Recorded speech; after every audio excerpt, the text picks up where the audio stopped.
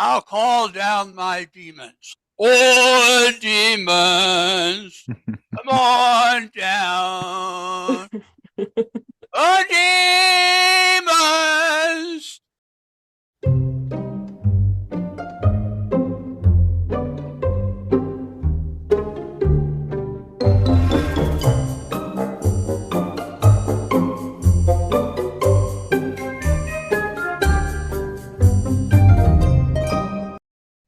Thanks for clicking into Strange Stories with the Seeker and the Skeptic. I'm Jonathan. I am the Skeptic. And I'm Brittany. I am the Seeker. this evening, we are extremely pleased to be speaking with Dr. Alan Greenfield. He is a ufologist, an occultist, an author. We were first made aware of him through the show Hellier, which radically changed the course of our life. So here we are, in which references the book he wrote, Secret Cipher of the Ufonauts. Can't recommend it enough. If you want to go down a rabbit hole and have an initiatory experience, this is a real good first step for you. When we saw the episode that featured him, they mentioned that book. I immediately paused the show and something told me, order this book, which I did from Amazon. And here we are. How are you this evening? You're asking me? I am. Okay, I'm fine. How are you? For an old guy who's been here 162 years, I'm doing fine because I'm still breathing. How are you doing? How are you doing, Seeker? How are you doing, Skeptic? I'm doing great. Stoked to be having this conversation. This is awesome. Well, there is a statistical thing. I know it's got to be true because Rupert Sheldrake says it in one of his books. It's got to be true, right? That those who are skeptical have shorter lifespans. And so, hit that treadmill, get yourself some supplements, and check with your chosen healthcare provider. Yep. Who will pronounce you dead on arrival. But don't worry. There's an afterlife. I can prove it. There's also an after party, which is the same thing, actually. Okay, they've turned your program off, so now we can get down to business. Sounds good.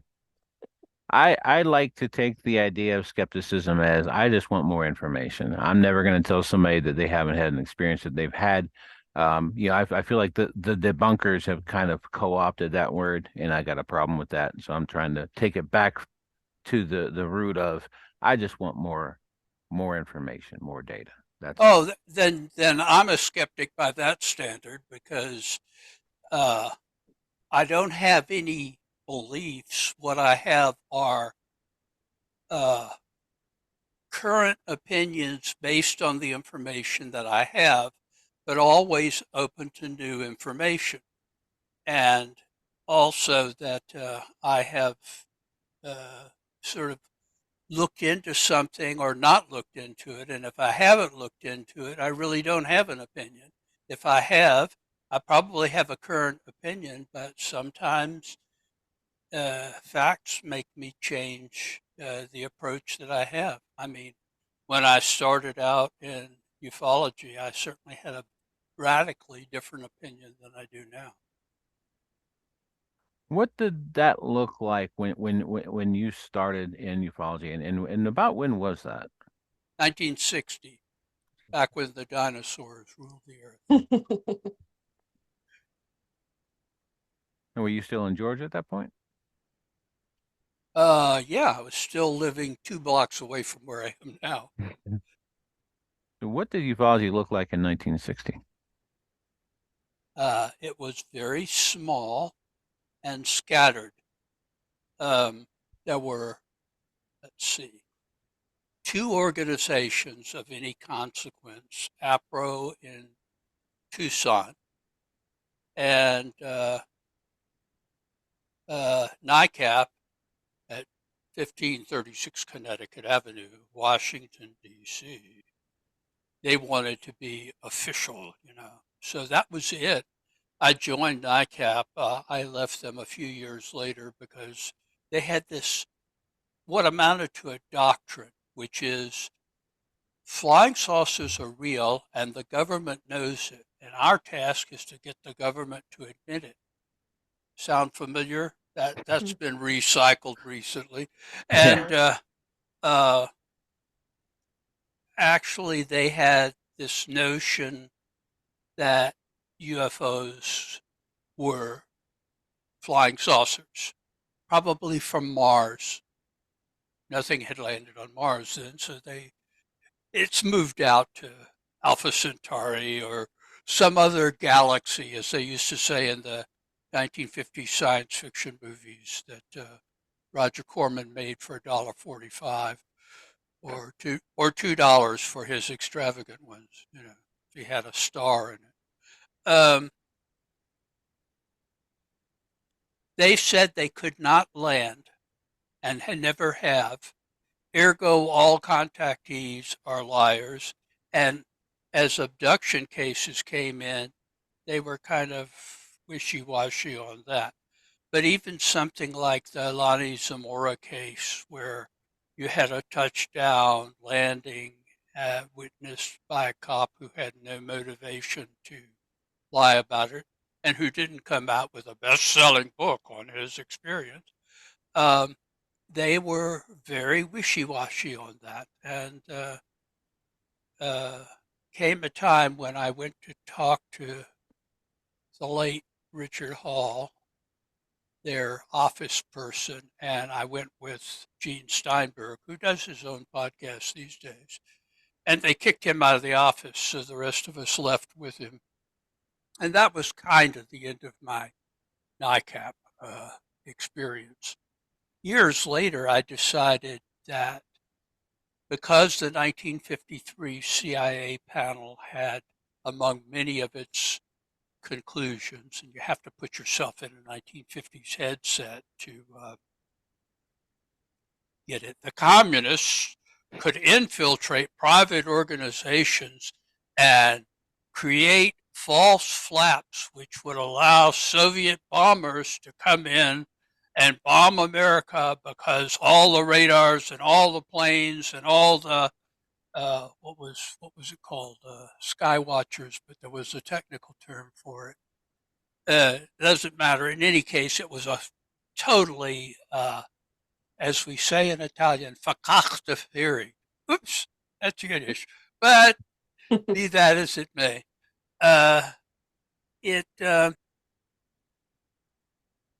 the report called for basically denying, regardless of any cases that were good, and to suppress private UFO organizations which were vulnerable to the influence of the Communist Party, which by then were 17 little old ladies and two guys and a newspaper that had more of an obituary column than it had members.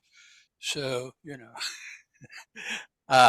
but that was shortly after that, NICAP was formed under civilian leadership, who promptly resigned, and then the board of directors was headed by Admiral Roscoe Hillenkotter, who, just by coincidence, had been the first director of the CIA. I couldn't make these things up. I mean, it's just Gee, I wonder if these things are connected to each other. they might be. I don't buy into 95% of conspiracy theories, but it's just very suspect, you know. I mean, their front person was Major Donnelly Kehoe, who I met. He was a nice enough guy, but unlike his office manager, Dick Hall. They're all gone now, so I feel free to talk. Yeah, sure. Yeah. They were first gen ufologists, and my collection of people were in what was informally known as the teen ufology movement, because we were all not just in our teens, but our early teens. And we were a scattering of maybe a couple of dozen people all over the United States and Canada. And some of us are still around, some of us are still active. Quite a few, actually. That's good to hear. Yeah, Keep going with stuff while you're interested, I mean, So so how go oh, for it. so how does one become a I can't even say it, ufologist? oh, Or you said it right. I People will did? say ufologist, and I punch those people out, and then they say ufologist. Now, if that's on some, big time radio program, I'm not going to say, oh, Mr. Host, excuse me, but that's ufologist. And they go, oh, yeah, okay, you're never invited back. But, but no, you got it right. That's ufologist. And I don't know. I mean, there's not a membership card or something. Mhm. Um, I think people just spontaneously get involved. You mentioned my friends, the Newkirks and their entourage that Mhm. are the Hellier people, among other things. They also have a terrific podcast Yep. and have done some interesting movies as well. Anyway, they started out as ghost hunters uh, and sort of migrated into this, in part, I think, because they read Secret Cipher of the Ufonauts, which they lauded, which made me very happy. Not right at the moment when I saw it, but when my royalties suddenly picked up, I thought, oh, well, these are really cool people. I really need to get to know them better.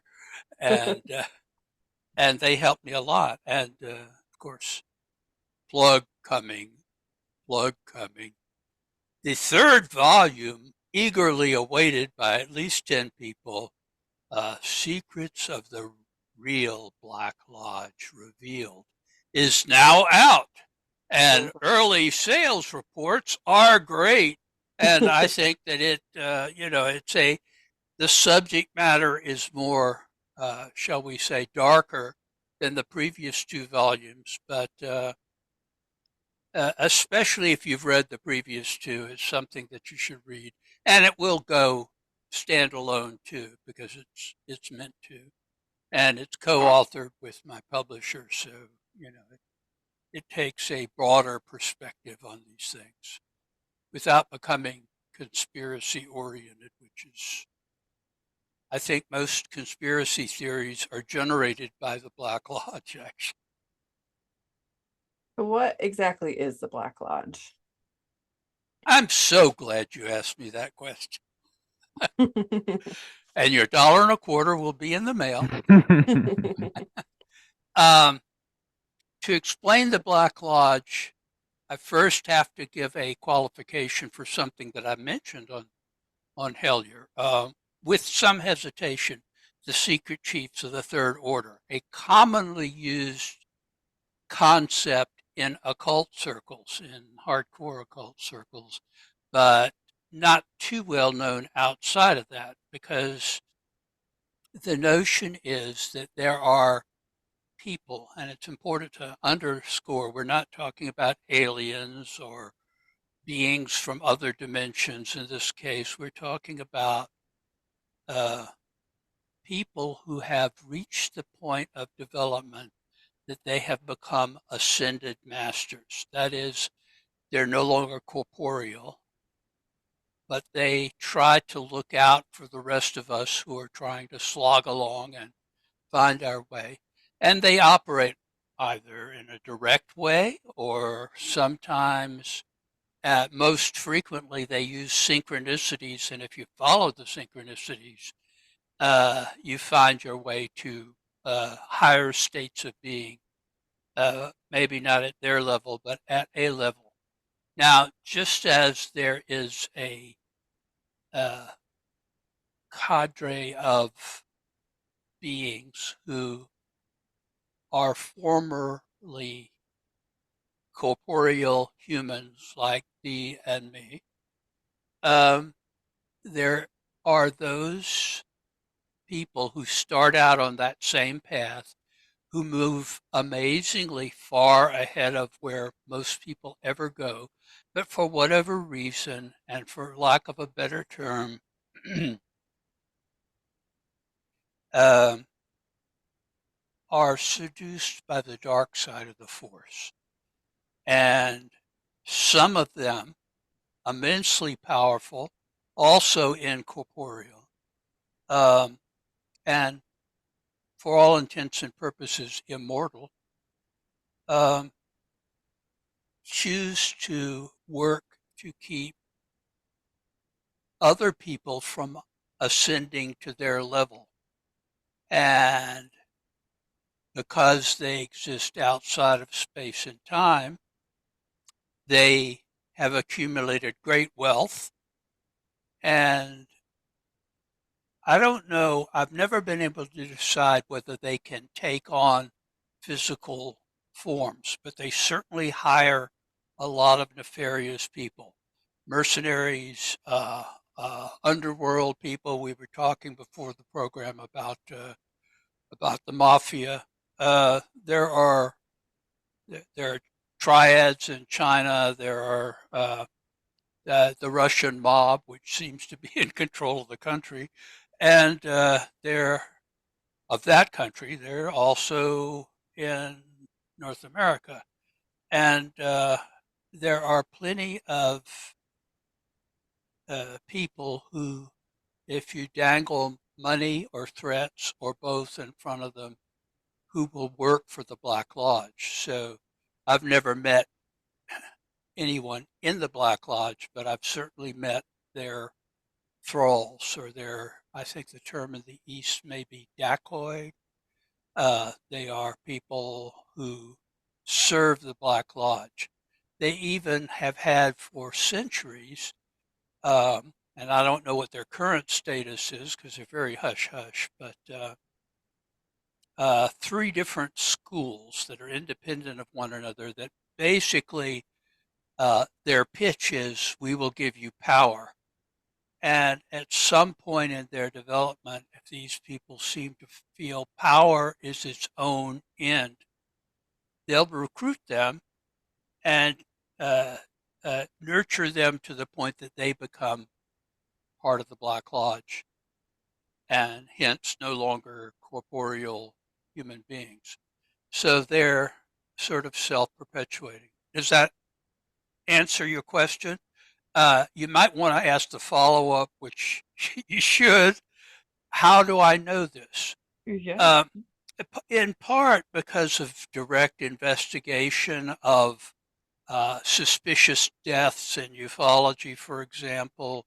That's something that didn't get into the book, but I wanted there to be a section that was simply devoted to the number of suspicious deaths um, of younger ufologists that of one sort or another. And that included my first publisher, the publisher that originally did Secret Cipher, the Ufonauts. Wow. He died under very suspicious circumstances. I think he was in his early 40s, which also brought down his publishing house, Illuminate Press. The book, in fact, the new book is dedicated to him. His name was Ron Bonds. And several of his authors also died under mysterious circumstances, the most prominent being Jim Keith, who had one foot in ufology and one foot in conspiracy theories. Kennedy assassination, Gemstone files. He did a book called The Black Helicopters, which was popular with the militia set. I mean, he was broadly based, but he died under extraordinarily suspicious circumstances.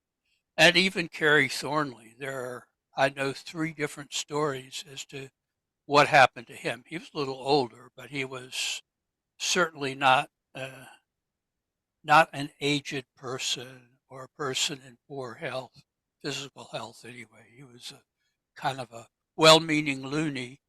I interviewed him once, and uh, that interview was recorded, and some guy asked me to borrow the tapes, which I generously loaned him. And the next thing I knew, the whole set of interviews, which were like 5 hours, is out there as an ebook. So What? you never know. I have no problem with that. I mean, I'm glad to have them do that, but the tapes are long gone as far as I'm concerned. And Gotcha. what would I play them on? They're cassettes. I have nothing that will play a cassette tape. It's like when I moved here, I threw away all of my VHS movies because they're so, by comparison to anything that's on the DVD or Blu-ray, it's so scratchy, and uh, the tape has this wobble in it that it's just, and I now have nothing that'll play on. Right. So, I have the current technology. Fortunately, I did transfer some key things to digital format. So uh, that is available. In fact, an interview that Gray Barker did with the original witnesses to the Mothman case, I posted on YouTube, That's along with awesome. my attempts at doing appropriate slides to look at while you listen to Gray drunkenly go on about. But when he does the interview, see, this is the thing about Gray Barker. He gets a lot of criticism for some of the things that he did to the pompous people in ufology, little sending them around the corner for whatever reason. And he had a considerable sense of humor, but he also was a serious ufologist. And this tape was something he called Cranes from the Cranium. It was a series of tapes. In those days, pre-internet, he would send it to me and 5 other people. That was the equivalent of a podcast.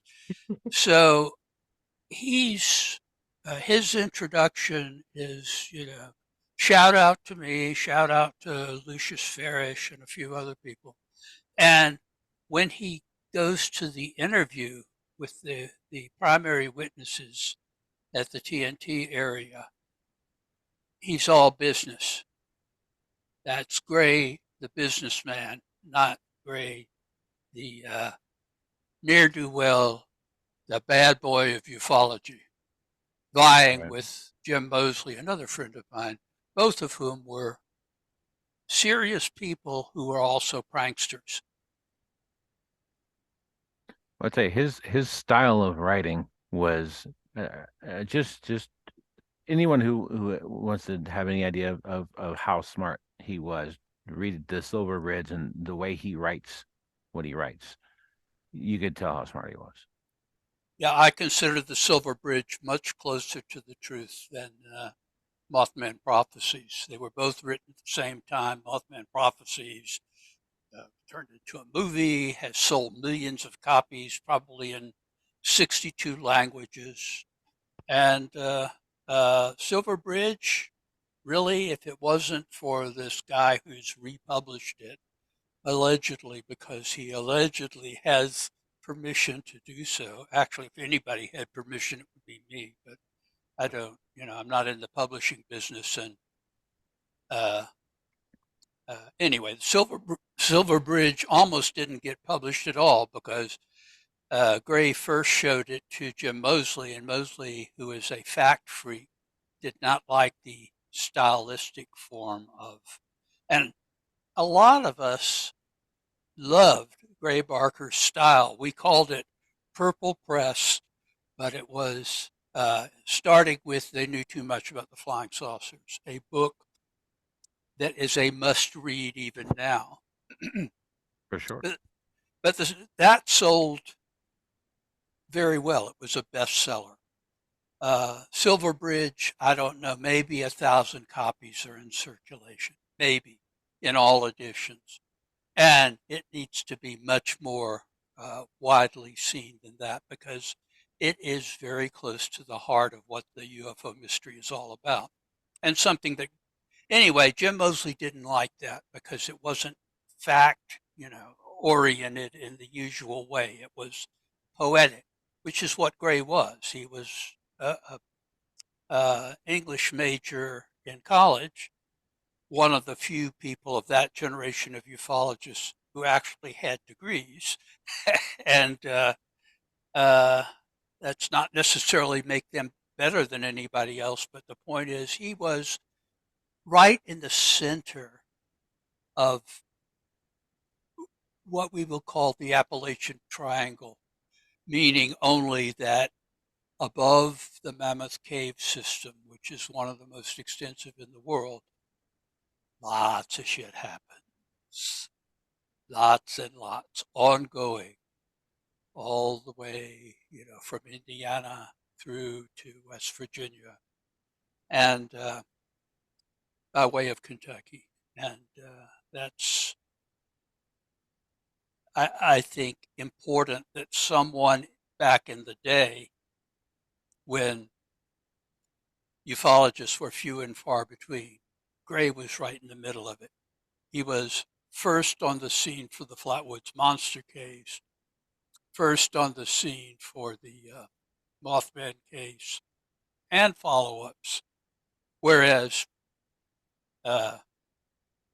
Keel, the other on-scene investigator of prominence during that period, I don't know that it was his first visit, but actually my father flew him down to Atlanta to give a talk, and he had a return ticket, but instead he rented a car and told me he was going through West Virginia to see what was going on there. So he was decidedly an outsider, and being a native Georgian, I can tell you something from experience. Outsiders from New York are not necessarily knowing what you really should or need to do in order to ingratiate yourself with locals in rural West Virginia or Georgia or North Carolina, the deep South, and even the upper South. There are sort of rules. I For even, sure. when I was doing my work on the Hermetic Brotherhood of Light, I went and talked to one of the direct descendants of the last frontal chief thereof. And she was uh, a high school teacher. And she was reluctant to meet with us.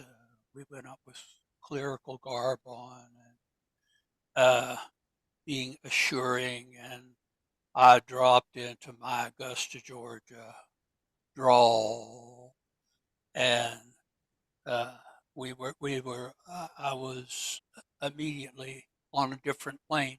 She said, we had one of these guys from the Theosophical Gold thing, and he came into my third grade classroom and wanted to talk to me about my ancestor in the Hermetic Brotherhood of Light.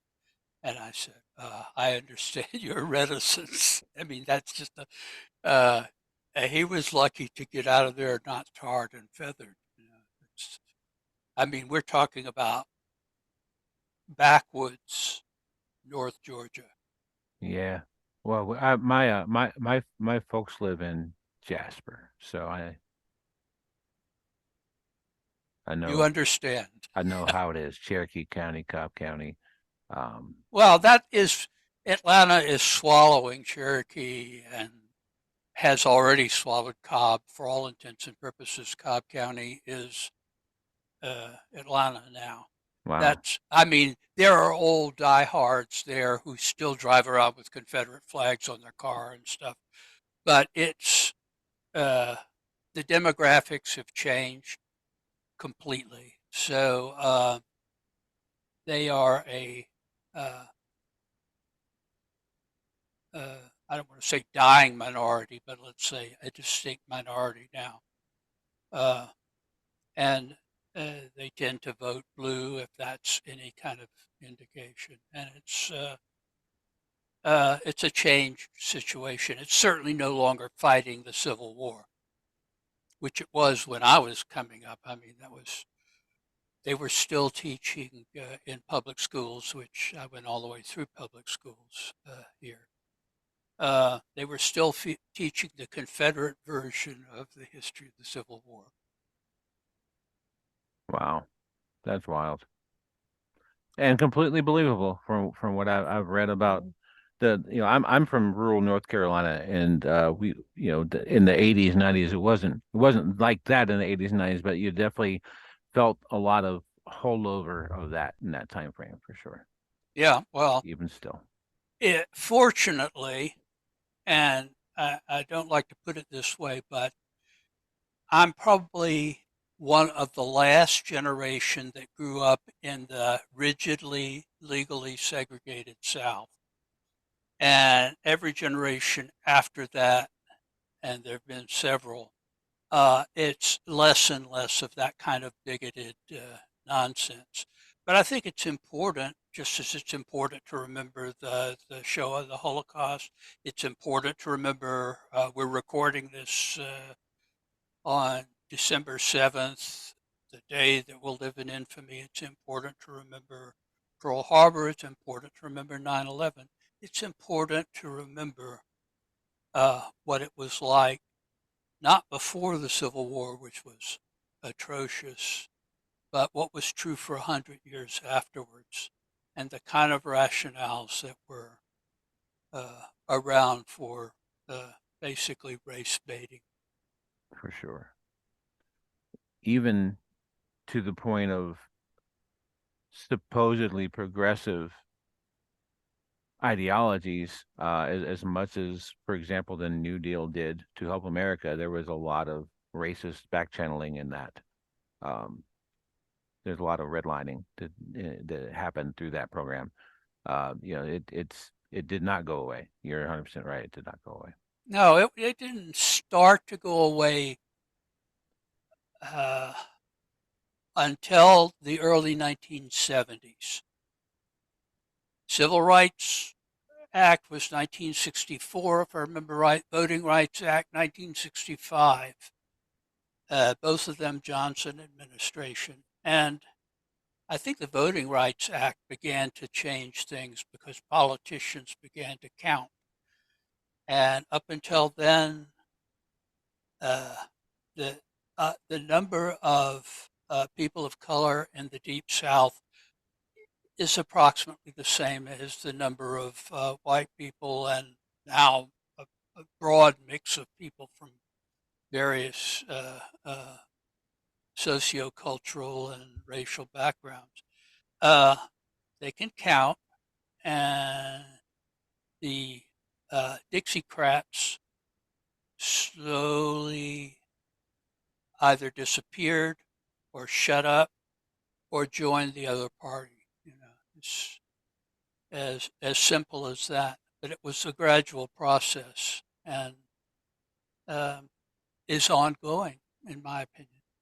But it's nothing like it was. It was horrendous when I was a kid. I should Totally write a forgiven. book about that. I'd buy it for sure. Just like I bought Real Secrets of Real Black Lives Revealed and really enjoyed it.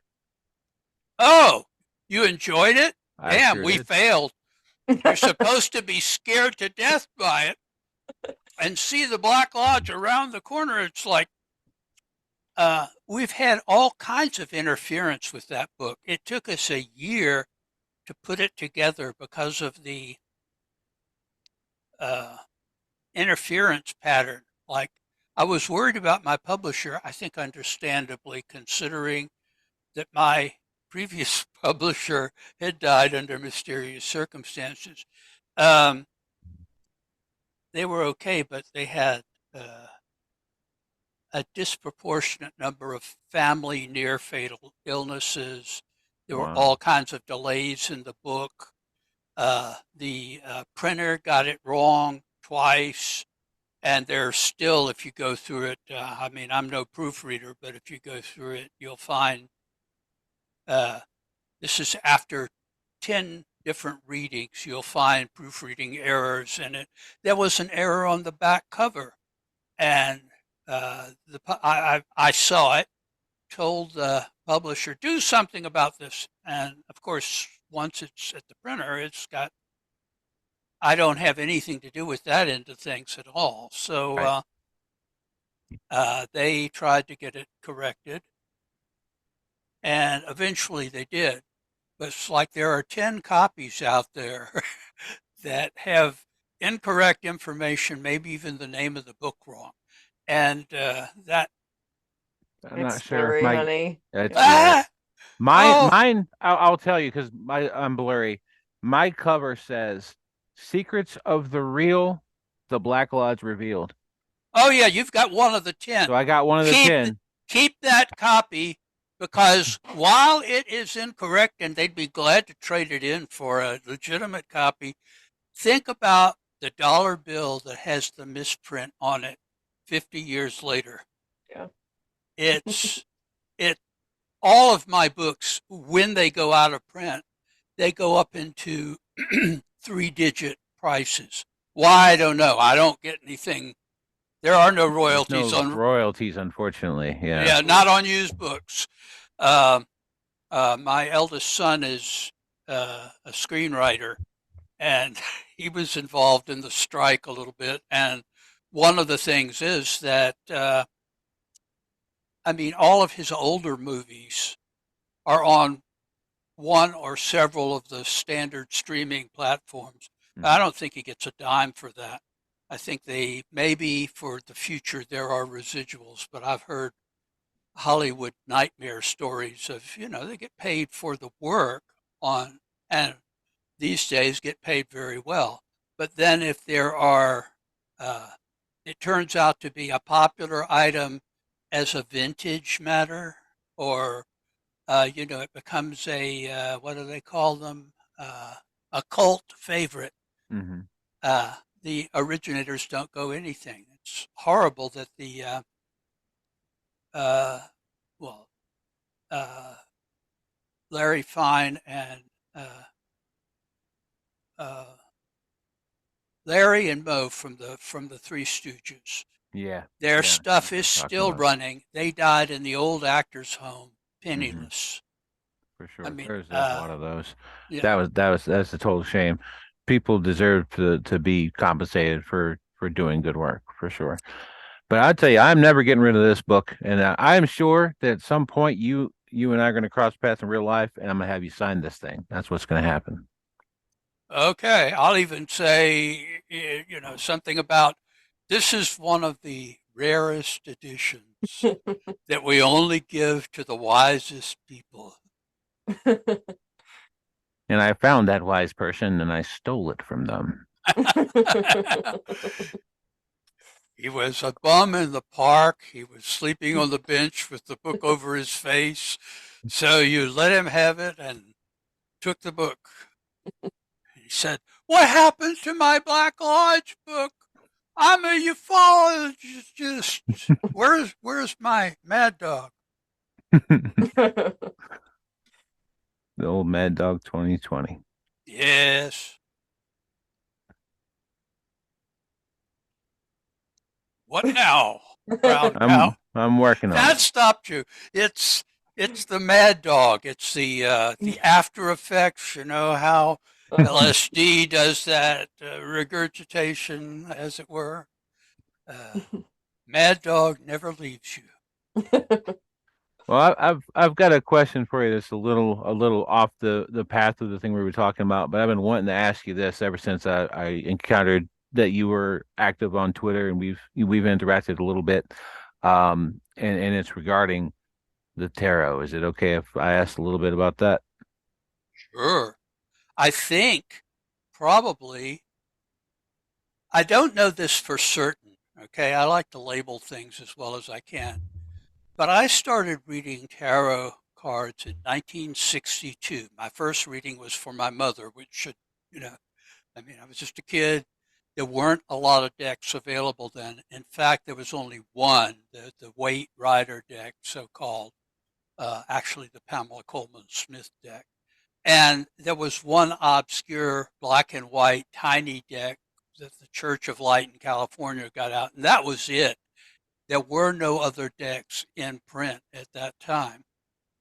And I've been reading ever since in one capacity or another. So I may be, unless some Romany people have, some elderly Romany people have been reading longer, I may be uh, the eldest reader of the tarot in the United States of America and parts of Eastern Canada. Vancouver, I don't know. They're sort of the hippie capital of the left coast. For sure. So as you have done that through time, and you know, obviously you know quite a bit about this, um, do you read it more and think of it more in a connection to Kabbalah kind of context, or is it more like an intuitive kind of thing that you go through with the story? What is the tarot to you? I think all oracles, including the tarot um, and the I Ching, which I consult probably more frequently myself, the randomization process is extremely important because it, in my opinion, the universe itself is ordo ab chaos, as they say on the back of the dollar bill, and also uh, also in Masonic lore, not coincidentally. Um, Order out of chaos. Things like the Fibonacci sequence of numbers, the entirety of chaos theory, not chaos magic theory, but chaos theory, suggests that while the universe is truly random at all levels, it also, that randomness produces a kind of order. Now, when you shuffle a deck or you go through the long version of the ritual with the I Ching, which is to use the yarrow stalks, and it's a time-consuming process, but worth it. You are randomizing. Actually, if you use a computer program, your randomization may even be better. I'm not sure because I'm not a techie, but I think that may be somewhere approaching theoretically random. And then you freeze a moment by laying out the cards, or freeze the moment by interpreting the hexagram that you've generated. You are seeing things as they really are, where your question is, and where the universe is. And from that, you can extrapolate a future, although you have to compensate for the fact that if you're doing it for someone else, if you're reading for someone else, which is all that I do, I don't like to read for myself. I might not like what it says. Uh, the interpretation has got to be a factor itself.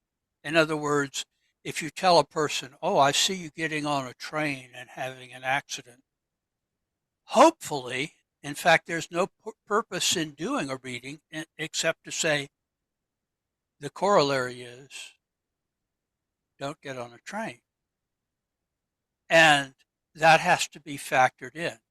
The future is multiple, and uh, maybe the past is too. I'm not sure, but I am sure that the future can be modified by the reading. But the reading is accurate for now.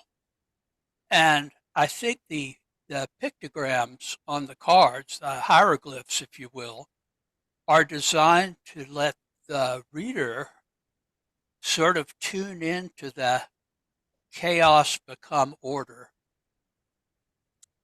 And after a certain amount of time, I don't even, when I lay out the cards in any particular pattern, I use a 5 cards just straight across and arbitrarily say it tends to go from past to present to future, but I adjust that intuitively for the reading.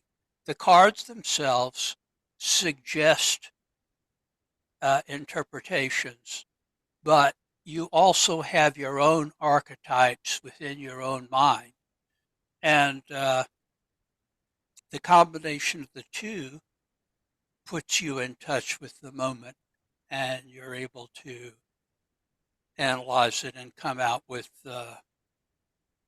something that back in the days that I was working for the Psychic Friends Network, I had to keep a record of my readings, and I did something like 3,000.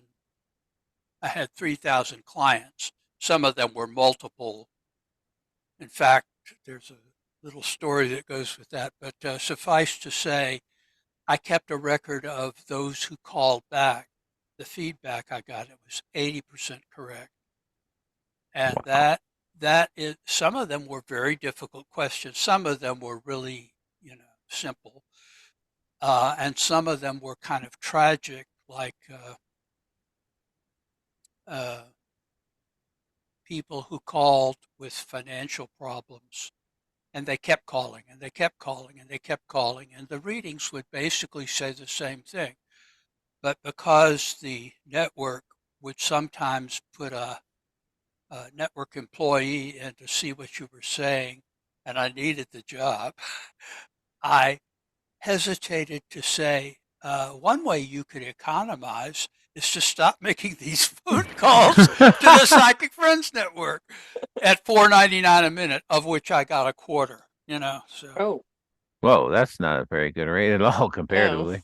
That's No, no, wild. no, no. It went to 35 cents for master psychics. The Mm. last year I did 5 years there. And the last year, the IRS jumped on their case and said, these people are not ICs, not uh, contract workers. They are employees. You have to do the standard W-2 thing. And I thought, well, the days of the network are numbered. I don't need to do a reading to know that. And they went out of business the end of that year. So the party was over. Blame the IRS if you must, or blame the people who I think prior to developing Psychic Friends, they were odds makers for sports. Oh, I see. It's a logical extension. Yeah. Yeah. Sure, for sure. I always did wonder what happened to the Psychic Friends Network. The IRS is a terminal disease, that's for sure. Well, one can hope it's terminal. Do you have a process for doing readings? Like, is there anything you do like before you do a reading, or like are you connecting in like with any guides, or is it just kind of your own intuition? Let me answer that in a more broad way. With all magical workings, and I think I'm typical there. You start out with elaborate rituals and swords and incense and crowns and robes and things. And as you go along, if you're making some success, you find yourself using less and less of the accoutrement and more, your everyday self. And finally, whatever you're doing, it's uh, it's an act in and of itself, and unless there's some very specific reason to be using some kind of a meditation or instrumentality, you just go for it. And the effectiveness doesn't fall off from that. In fact, it may even increase. So there's a lot to be said for ritual, but there comes a time when it is just natural for you to put ritual aside. I had an insight when I was, I guess, 3 or 4 years into Psychic Friends. And again, I needed the job. So, and I worked from home. And I had given my most recent tarot deck to um, a deserving person because often they would just want a cold reading, and I'm real good at cold readings, or was. I don't know if I would be now. And I realized I didn't have a deck with me. But I said, well, let me do, a psychic reading. That's my specialty. Well, it says you do tarot cards. I want you to do tarot cards. So I envisioned the 5 cards and pulled them from a psychic deck. And the feedback I got was immediate. That's amazing. Bingo. They say the masters of uh,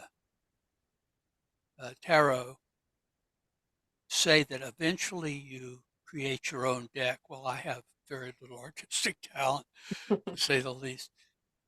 Or you don't need the cards anymore to do a reading. So there you go. I mean, actually, my preference is to use the cards because you need something to center yourself, to ground you.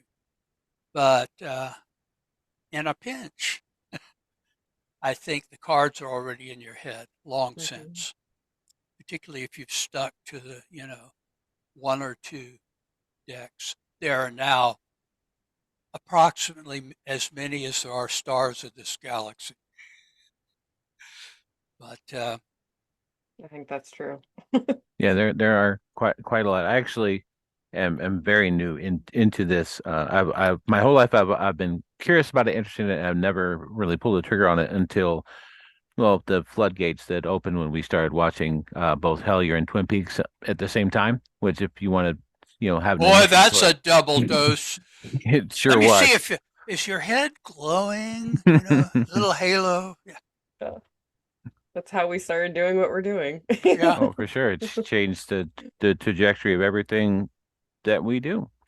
I picked up a deck called The Magician Longs to See. It is the official Twin Peaks tarot deck, and it is pretty wild. I'm very much enjoying learning through using that. Um, and the back of it is the floor from the Black Lodge with the black and white. Ah, yeah. Which is also resembles the floor of Masonic lodges. David Lynch knows his stuff, Mhm. I mean, Oh, certainly. I think Mark Frost, that guy, he's seen some stuff for sure. You can both tell. both of them have some degree of background in this. I know Lynch better because I'm a fan of most of his movies, uh, even including the one that he hates, which we'll save for some other program. It's a whole discussion. But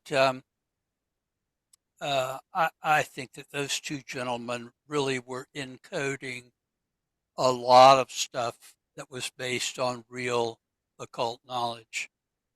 It certainly seems to be the case. And of course, it's good entertainment too, but it's also, I mean, in Secrets of the Real Black Lodge, revealed, we revealed had to be in red on the cover. That was my one specification. Um, we do have a chapter devoted to the fictional Twin Peaks Black Lodge, but it's not our emphasis. However, that is part of the mythos of the Black Lodge, mythos in the Joseph Campbell sense, not in the sense of mythical. It's real enough. Wish it wasn't. Would you say that the Black Lodge is it an organization? Is it a level of consciousness? Is it a dimension? Like, or something else completely different? No, it's most of those things. I would. It's an informal, sort of like, I hate to compare it, but when I mentioned that when I was a teen ufologist, we had these little teen saucer clubs and they were all interconnected, and we would talk on expensive long distance party lines on the phone, and we would have conventions once or twice a year. And some of the first gen ufologists would come to those too, but it was primarily our creation. And it was not a formal body. We all had our own little organization, so we could be the chief cook and bottle washer, but and probably the only member. But I think the Black Lodge operates in that way. They know one another. They have communication at various levels, but they don't have an office in Midtown Manhattan with the Black Lodge. Zach Black, president, with on a brass plate. Uh, that that level of organization isn't there because, for one thing, people don't become part of the Black Lodge if they don't have massive egos. Ego is what puts them on the darker path. Therefore, each probably considers themselves to be the most superior of the Black Lodge. But they cooperate on things that they want, and that, from our investigation, seems to have migrated across time. In ancient times, as they go back as far as you can go, they seem to be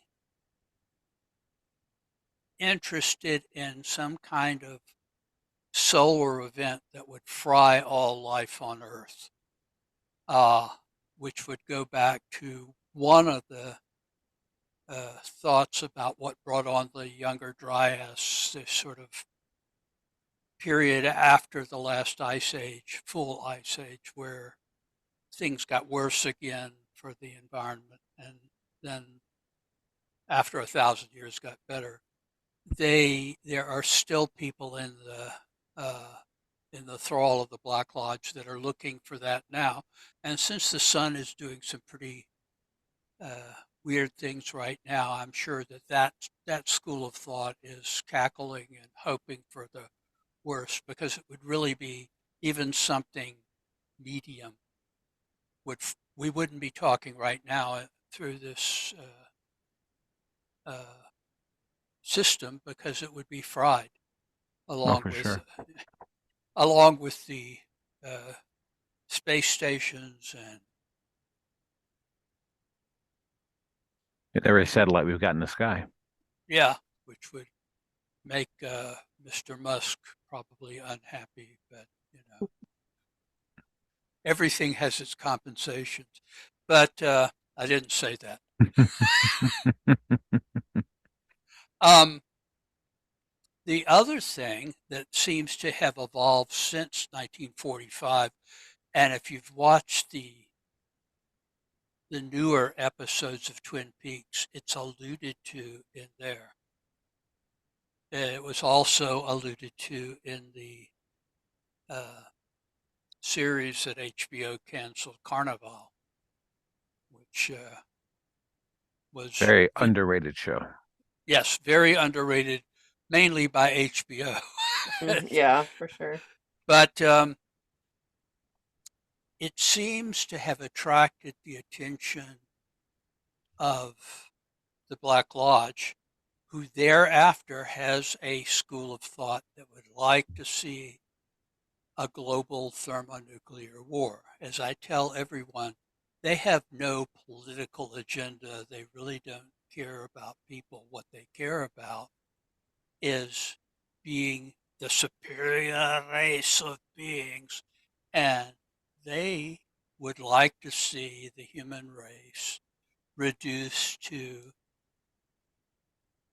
uh, a Neanderthaler level of civilization. That is, sticks and fire, maybe, and that would be it.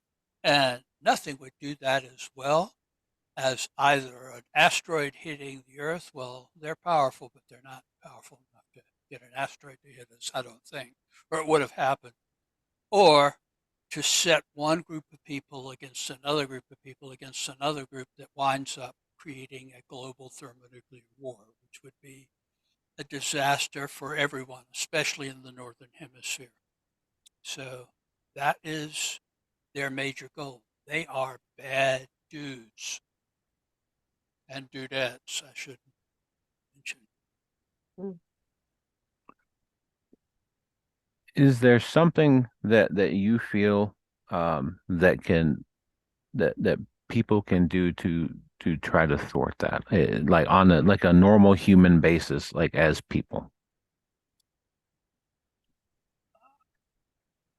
I don't want to get too political here because I try to avoid that. I used to do political stuff on Facebook, and starting in 2012 electoral cycle and 2016, I got so much hate mail, I decided this is counterproductive. I'm fending this stuff off rather than speaking to things that I can talk about and that Sure, uh, uh, people on all kinds of sides of political spectrum are interested in. The secret chiefs, the Black Lodge magic, sure. the UFOs especially now have become almost mainstream. I mean, it's infected the Congress. So I may need to get another gig, you know. The thing is, it's the same old story. It's the enthusiasm is for this culture of expecting disclosure. Ooh, there's nothing to disclose that I'm not doing right now for free. And I don't even tax anybody. so, so where was I going with that? Yeah, Everyday people can uh, advocate for phased nuclear disarmament. This is a bad time for it.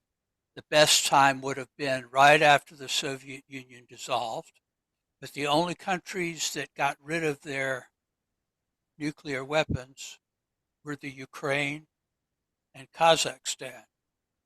Now, in the euphoria of that period, there was a 20-year span, especially the first 10, where something like phased drawdown of nuclear weapons by the major nuclear powers anyway was possible.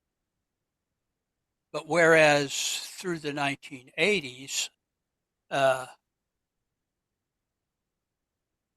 those of us who were activists for nuclear disarmament had certain successes, like in the early 1980s, the UN had a disarmament summit, and we put 1 million people in the streets of New York to march past the UN and onto Central Park, where we had, you know, several major musical events. And the next day, the president of the United States at that time, the former actor Ronald Reagan, said, "I wish I had headed that demonstration.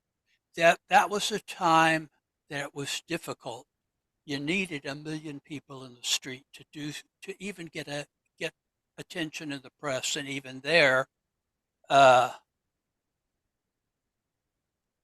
you would get our crowd counters would count 1 million. Theirs would count 500,000. It's just I will allow for the fact that a lot of those were packed under the trees in Central Park in New York, and as I said at the time, it's sort of like why we lost the Vietnam War. We don't count the people in the trees, but it was funnier back in the day. Um, in any case, if that had happened in the 1990s, where essentially nothing happened, I think we might have had a drawdown, at least in the United States and Russia, maybe in China, because it would have been in their interest to draw down at the same level. Hmm. I think uh, Reagan's pat phrase, trust but verify, that would have to be insisted on because you wouldn't want to, you wouldn't get anywhere if you weren't sure that the other group wasn't also disarming at the same level. And there was nothing about, conventional weapons. So that, the development of drones and stealth aircraft and all of that would have happened. But we wouldn't be in the metaphysical danger that we are now in again. So what you can do is work for disarmament, nuclear disarmament on the basis of phased disarmament with verification. But you also have to say that as long as the world is as it is, the only thing that has kept, in my opinion, has kept the world free of nuclear weapons exploded in anger since August 9th, 1945, which was the day Nagasaki was bombed, um, is the fear of nuclear war. So you don't want to concentrate on one country disarming and others not. Otherwise, the minimum you're going to see is, well, let's say, a war between India and Pakistan, the most densely populated places on Earth, both of which have a significant nuclear arsenal. Hmm. So, if you want to defeat the Black Lodge, defang it. Defang it by taking away their main toy. We can't get rid of the sun, but we can get rid of nuclear weapons if we have the will to do so. Of course, it's not even on the agenda right now, which is just what they want. End of sermon. The mass is ended. Go in peace. And disarm. Well, that was a showstopper. This has been great, Alan. We really appreciate you talking to us. He's closing me down now, folks, because he doesn't want to hear the truth. But No, not me. I could do this for 6 hours, but I don't know that it's a good idea to. my voice wouldn't last for 6 hours. Well, Yeah.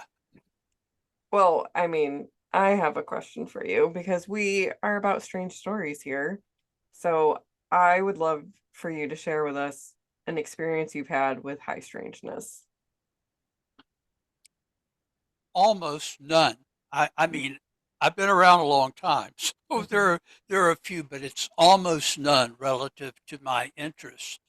And in a way, I've kept those few on the back burner because it's like being a reporter.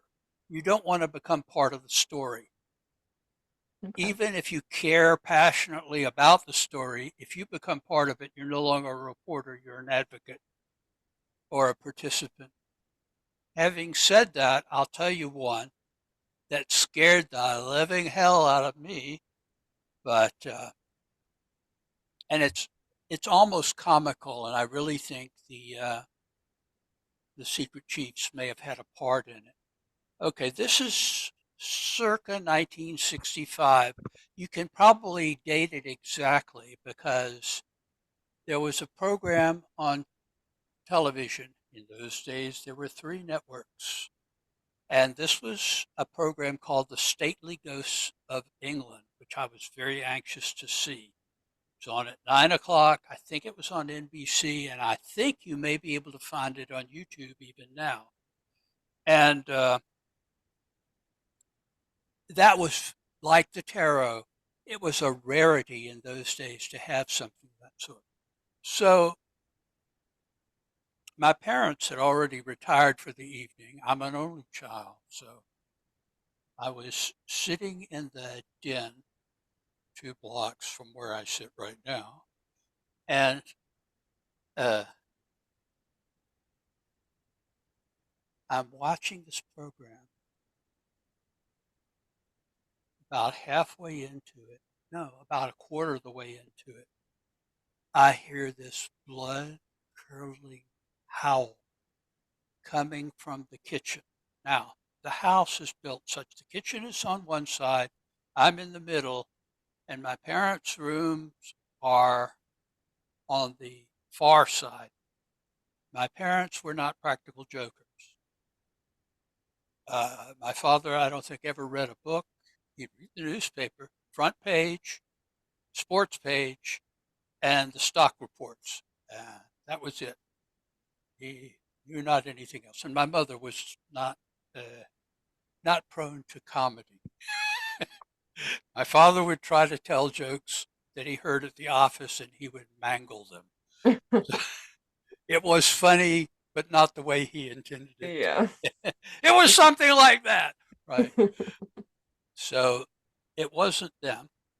My dog was asleep in the laundry room, which was beyond the kitchen, but he'd never made a sound like that. I'm not even sure that he was capable of doing it. And it was loud and blood curdling.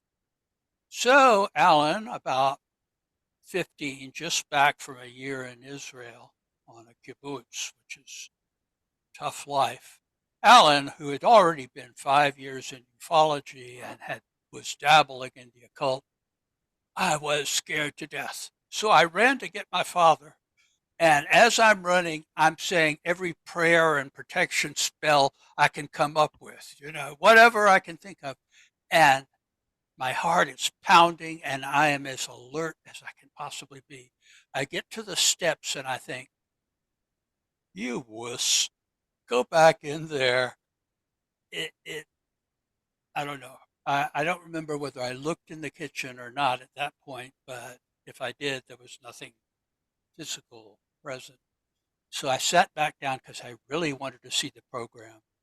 Calmed a bit, but it's very important to know that I was pumping adrenaline.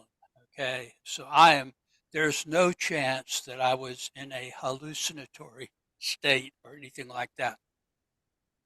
10 or 15 minutes later, the program is still on and it's getting to the one scene where they capture a ghostly image that they can't explain. I'm riveted to the scene, but I'm aware that, stuff is happening. And I hear the banshee cry again.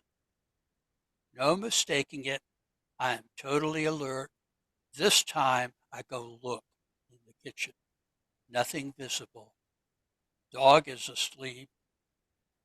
Probably woke up momentarily when I came in, but I have no explanation for what happened, and I apologize for my sheepishness at the time. But that's as weird as it has gotten from me personally. And I've heard stories, from a lot of people who've been to a lot of planets that aren't astronauts. So, Right. Right. Well, thank you for sharing that with Yes, us. for will sure. that do? That I will mean, do Absolutely. for sure. Thank you very much. woo! Now I'm looking at my kitchen. Yeah. What's lurking out there?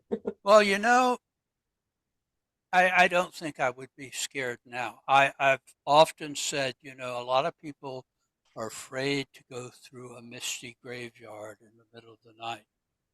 And the truth is, they're afraid of seeing ghosts, and I'm afraid of there being no ghosts there. It's just a different headset. What's behind Ooh, that fear of no ghost being there? no ghosts, Yeah. no afterlife, Life. no Okay. after. I mean, everybody will. The only person I've known who admitted to that was Jim Moseley. He said, well, all this stuff, has got to be about whether there's an afterlife or not. He was an atheist and didn't believe in much of anything, but he was fascinated by UFOs and was a debunker of everything else. But he succinctly put it into words. I mean, all of parapsychology. What else is it about? You know, is there some evidence for personal immortality? And the answer is yes, there's evidence, but there's no proof. So I'd rather see the ghost. I don't care if it's a scary ghost or not. Hell, if it ate me, I figure, well, I'm going to be a ghost. So, Mission accomplished. And then you'll have to contact me through the Ouija board. Ooh. I would be lying if I didn't say that part of my interest in this stuff is that same question. I would like to think that something goes on of the intellect after. I certainly want that to be the case. I doubt it's anything that anyone mainstream wise thinks it is, period. But that is, I think, an understandable stance. There was a book way back called The Denial of Death. It was from one of the famous doctors at one of the famous clinics, maybe Mayo Clinic or whatever. And I think that we live in a death-denying society. And that impairs our ability to, I don't know if be objective is the right thing. I'm not even sure that objectivity is something human beings are capable of doing. But we can approximate it if we know our own motivations pretty well. And fact is, half of my library are books about near-death experiences, reincarnation, and they're all, from academics. I don't particularly care for the pop stuff where the two plumbers from New Jersey go out to the house that's supposedly haunted, and every time they hear a rat in the wall, it's, get out the meters, okay. Oh, I can see it's electromagnetic proof of survival. No proof of gullibility. And I'm only interested in, but there is a case to be made that unfortunately, they seem to have dropped the ball on that, but the Society for Psychical Research, which has been around for, 120, 130 years, something like that, in their early days, they did a lot of research on ghosts and documenting cases, apparitions of the dead, apparitions of the living, apparitions that interacted with people, all the, the different things. They also seem to take a broad interest in mediumship, and there may be real mediumship. I don't know, but I do know it's easy enough to fake, and therefore, as an evidential thing, not particularly, but ghosts are evidential of something. The reincarnation cases occasionally include memories of a between life state that sounds a lot like ghost cases, frankly. And then near death experiences seem to sort of be the other end of that same cycle. So you can do a cycle where verified ghost cases, verified child reincarnation cases, no hypnosis involved, because the hypnosis cases are debatable. It's too easy to be influenced by the hypnotists or other people who are present or whatever. Right. I mean, they could be real, but they could also be Memorex, as they used to say. And the near-death experience cases, they can't obviously be totally dead and rotted away, because people who are totally dead and rotted away, they may exist, but they don't come back in that body, or if they do, it's Night of the Living Dead. And I don't think that we need to encourage that. But if you put all the verified stuff together, along with the academic parapsychologists' study of various forms of ESP. It's suggestive, strongly suggestive as a whole of survival. Doesn't prove it, might not be true. There's only one way to find out for absolute sure. I'm in no hurry, no hurry here. But seriously, I'm now coming through on this channel. Om Shanti. But yeah, it's, but you keep in mind that human bias, no matter what you say, you can be a staunch humanist, atheist, say, I don't care about it. It's just the end and there's nothing you can't fear, there's nobody can, bullshit. We have zillions of years of evolution. As Freud once put it, he said, the first time a unicellular organism moved away from dying towards not dying because it was more painful to die, that was where life actually begins. And I think that, we have millions of years of biological evolution that is geared towards surviving as long as you can. Sure. Survive, reproduce, and keep the family going. That's fundamental. And like any other fundamental in human nature, you can't really deny that. What you can do is be aware that that's ticking away in you, whether you feel,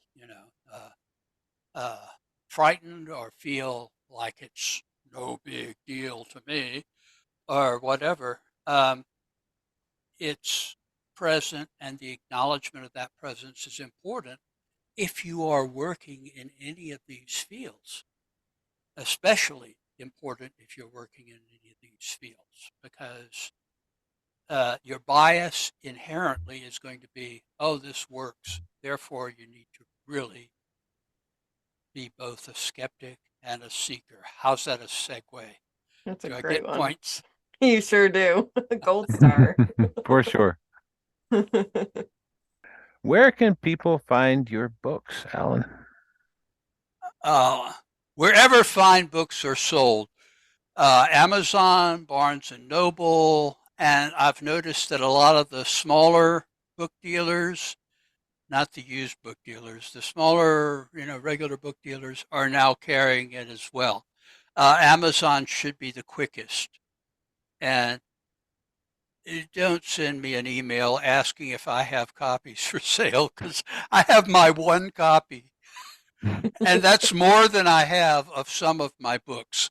I honestly don't own copies of several of my books. And in fact, there's one or two that I don't think I've ever even seen a copy. Or if I have, it's someone else's copy. It has to do with between Illuminate Press and the Celestial Lodge of Sirius, there are some bad dudes who've taken the money and run, literally, including the Red Bishop, who's out there somewhere.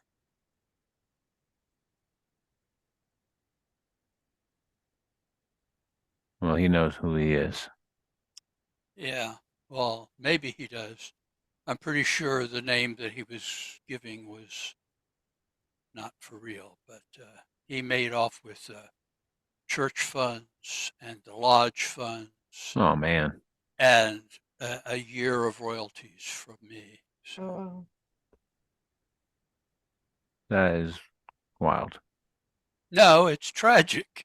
Yeah. And the thing is, even if I knew where he was, what am I going to do? He's certainly not somewhere. I mean, he was in New Jersey when he was, before he disappeared. He also ran off with his wife's life savings. And she was Filipino on a green card. So, it's just. That's unreal. You don't have to be in the Black Lodge to be evil. Mhm. That is for sure the truth. That sounds evil to me. It's been really, really great, Alan. We really appreciate it. Well, I've enjoyed it because you've asked the right questions and allowed me to give what passes for answers, dealing They were with things that are really uh, abstruse and spooky. And those are the best things, most interesting things for sure. Yeah, there's definitely some things that are gonna keep me up tonight, so thank you for that. You're very welcome. What's that behind you? Oh, Yeah. Well, thank you so much for taking the time to talk to us. This is something that, we both have been looking forward to, and we just really appreciate it. that's my pleasure. And anytime, with a little notice, as the hooker on the street corner says, I'm available. Well, we would love to have you back on. Thank you so much for being here. If you have a strange story you want to share with us, email us at seekerandskeptic@gmail.com. We look forward to talking to you soon.